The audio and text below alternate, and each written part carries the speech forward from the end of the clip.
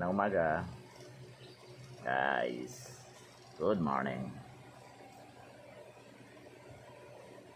Sa mga gawain po natin at mga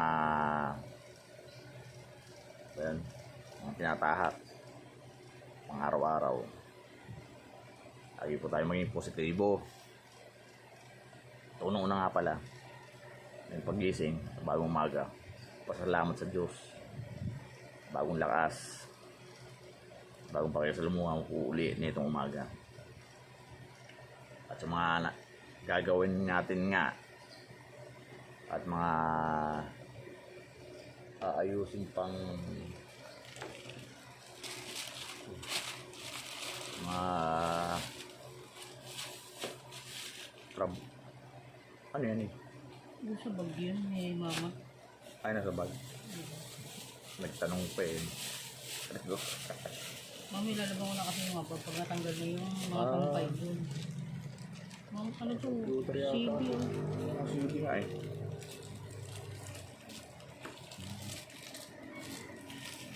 Na-interrupt pa.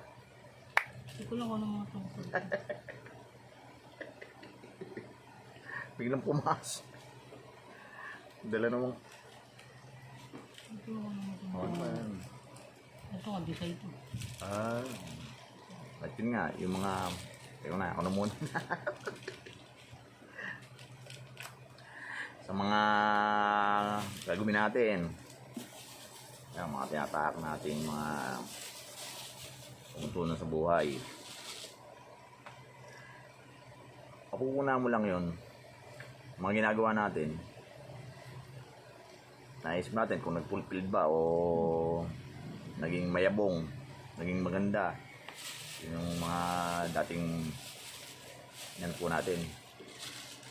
Ano natin kung naging umasenso, parang ganon. Malalaman mo lang yon na kung naging umunlad pag oras na yung yun nga, gumaganda yung takbo ng umaga sa negosyo, gumaganda yung takbo, hindi maayos, ganda income.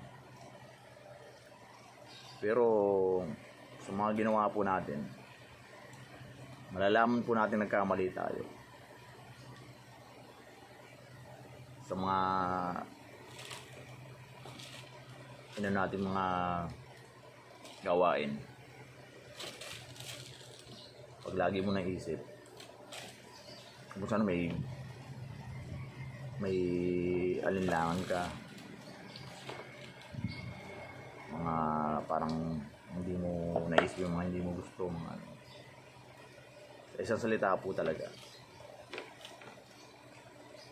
malalaman mo nagkamali ka sa mga gawaing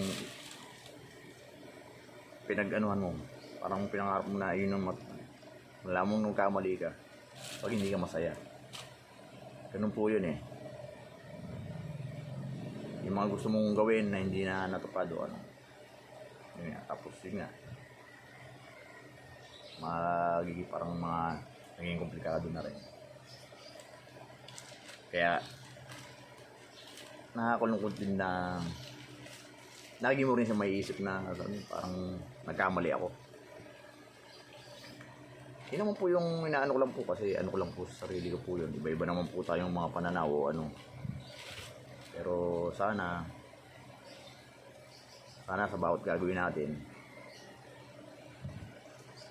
tama sa atin, maging tama rin po sa iba. Yes ba? Magandang umaga. Mag-almusal na.